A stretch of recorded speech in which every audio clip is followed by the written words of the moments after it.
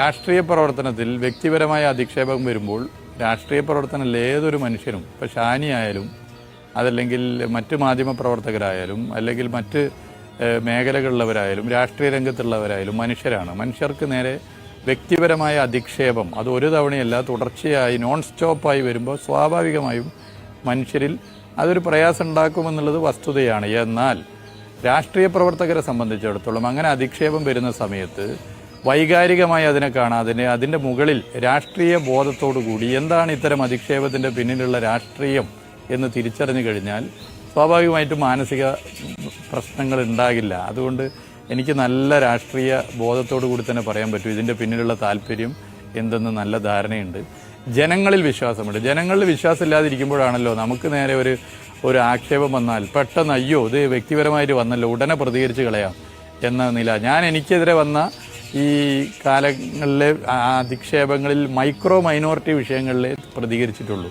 Majority വിഷയങ്ങൾ പ്രതികരിക്കാതെ പോയതിൻ്റെ പിന്നിൽ മറ്റൊന്നുമല്ല ജനങ്ങൾ എങ്ങനെ ഇതിനെ കാണുന്നു എന്നുള്ള പരിപൂർണമായ വിശ്വാസമാണ്.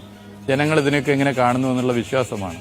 ആ വിശ്വാസം മനസ്സിലുള്ള സമയത്ത് ഒരിക്കലും എന്തെങ്കിലും ആക്ഷേപം വരുമ്പോൾ ചാടി വീണ് പ്രതികരിക്കേണ്ടതില്ല. അതിനെക്കുറിച്ചൊക്കെ നല്ല ധാരണയുണ്ട്. ജനങ്ങൾ ഇതെല്ലാം മനസ്സിലാക്കുന്നുണ്ട്. അപ്പോൾ വ്യക്തിപരമായ അധിക്ഷേപങ്ങൾ തുടർച്ചയായി വരുമ്പോൾ വൈകാരികമായി കാണാതെ വൈകാരികതയ്ക്ക് മുകളിൽ രാഷ്ട്രീയ ബോധത്തെ പ്ലേസ് ചെയ്യുക എന്നുള്ളതാണ് ഒരു പൊതുപ്രവർത്തകൻ ചെയ്യേണ്ടത്. അത് തീർച്ചയായിട്ടും ചെയ്ത് മുന്നോട്ട് പോകുന്നുവെന്ന ആത്മവിശ്വാസം എനിക്കുണ്ട്. അത് വളരെ പ്രധാനപ്പെട്ടതാണ്. പ്രത്യേകിച്ച് ഈ ആക്ഷേപങ്ങളൊക്കെ ഉയർന്നപ്പോൾ തെരഞ്ഞെടുപ്പ് പ്രചാരണ ഘട്ടത്തിലായാലും ഈ വോട്ടെടുപ്പിന് ശേഷം ഈ റിസൾട്ട് അറിയുന്ന ആ ഗ്യാപ്പ് ആ ദിവസങ്ങളായാലും അങ്ങ് വളരെ പക്വതയോടെയാണ് പ്രതികരിച്ചിട്ടുള്ളത്. ഇത് ഒരു കാത്തിരിപ്പാണ്. ഈ റിസൾട്ട് അറിഞ്ഞതിന് ശേഷം ഇതിന് ഒരു മറുപടി താങ്കളുടെ ഭാഗത്തു നിന്നുണ്ടാകുമോ അതോ ഇത് തന്നെയാണ് പൊതുവായ നിലപാട്, അത് അവഗണിച്ച് തള്ളുക അല്ലെങ്കിൽ ഗൗരവത്തിൽ എടുക്കേണ്ടതില്ല, അതിന്റെ രാഷ്ട്രീയം എന്താണ് എന്ന് ജനങ്ങൾ മനസ്സിലാക്കും എന്നുള്ളതാണോ?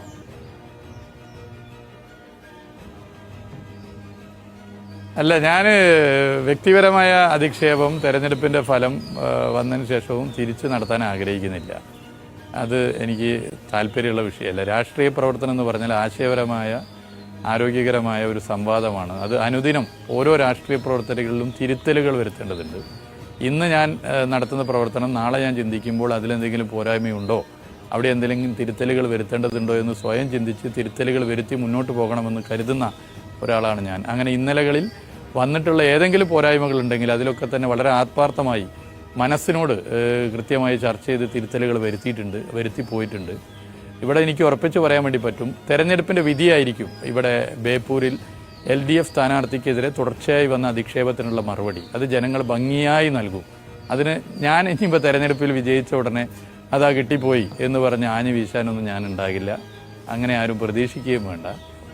തെരഞ്ഞെടുപ്പിലെ വിധിയിലൂടെ ജനങ്ങൾ തന്നെ ഇത്തരം വ്യക്തി അധിക്ഷേപത്തിനെതിരെ ബേപ്പൂരിൽ മറുപടി നൽകും.